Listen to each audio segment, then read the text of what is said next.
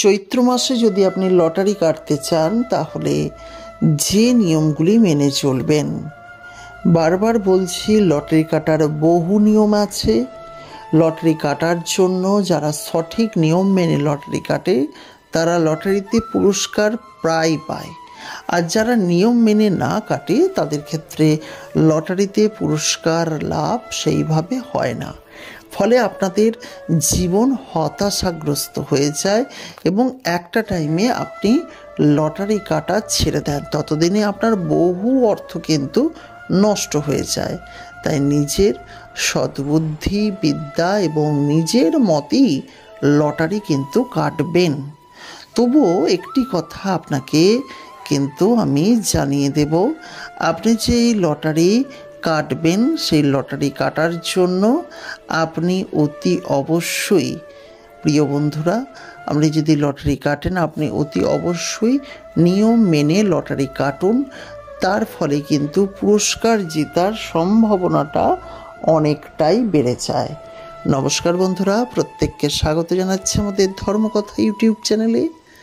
যারা প্রথমবারের জন্য আমাদের চ্যানেলের ভিডিও দেখছেন তাদের কাছে অনুরোধ রইল ভিডিওটিকে শেষ পর্যন্ত দেখতে থাকবেন। ভালো লাগলে চ্যানেলটিকে সাবস্ক্রাইব করে পাশের নোটিফিকেশন বেলটি অন করে রাখবেন।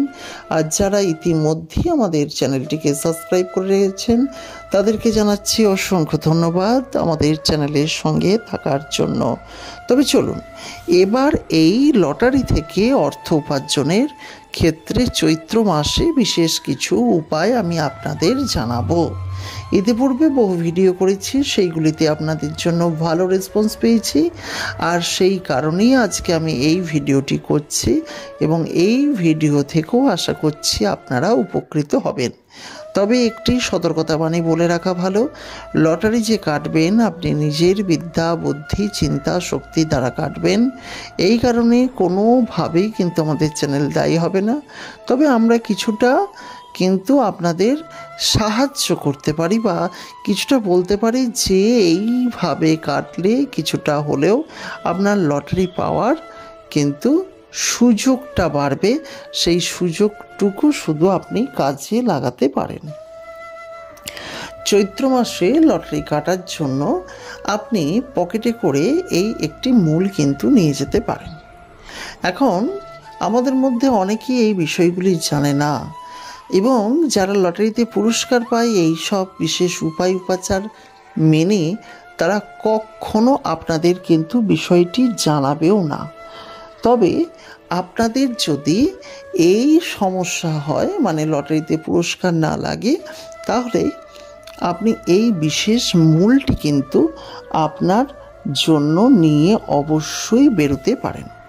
এখন সেই মূলটি কি? সেই মূলটি হচ্ছে শ্বেত আকন্দ মূল। এখন আপনি যদি এই মুহূর্তে একটি শ্বেত আকন্দ মূল নিয়ে নেন পকেটে, তাহলে মোটেই কিন্তু কার্যকরী হবে না। আপনাকে যে বিষয়টি জানাচ্ছি সেই বিষয়টি মতো আপনি করুন, দেখুন আপনি ফল পেতে পারেন। আপনাকে শ্বেত আকন্দ গাছকে অন্তত 7 দিন ধূপ দেখাবেন, সন্ধ্যা দেখাবেন এবং গাছের গোড়ায় জল দেবেন।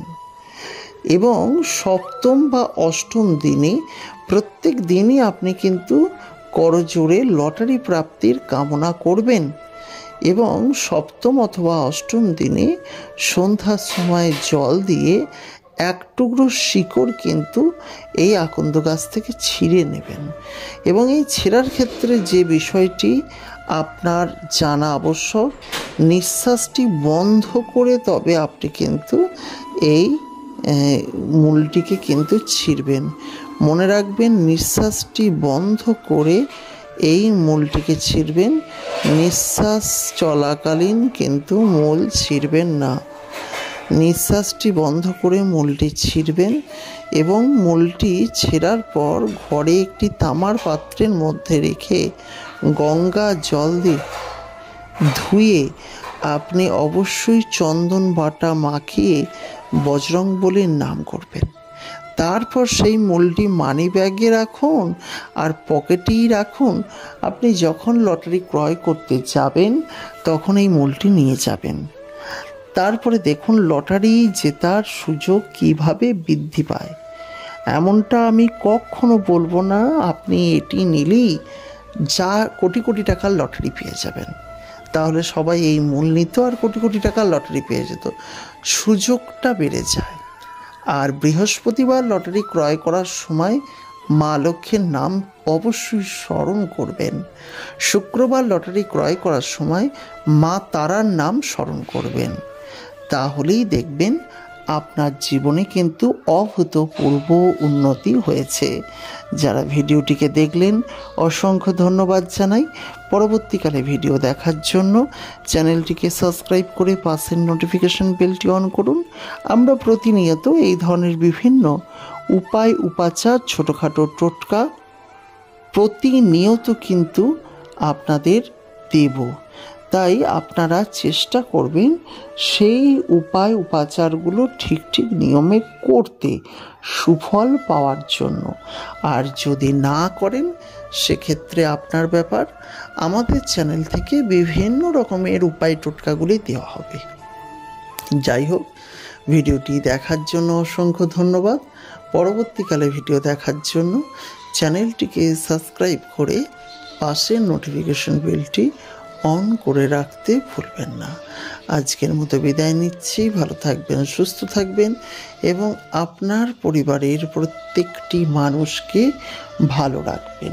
নমস্কার।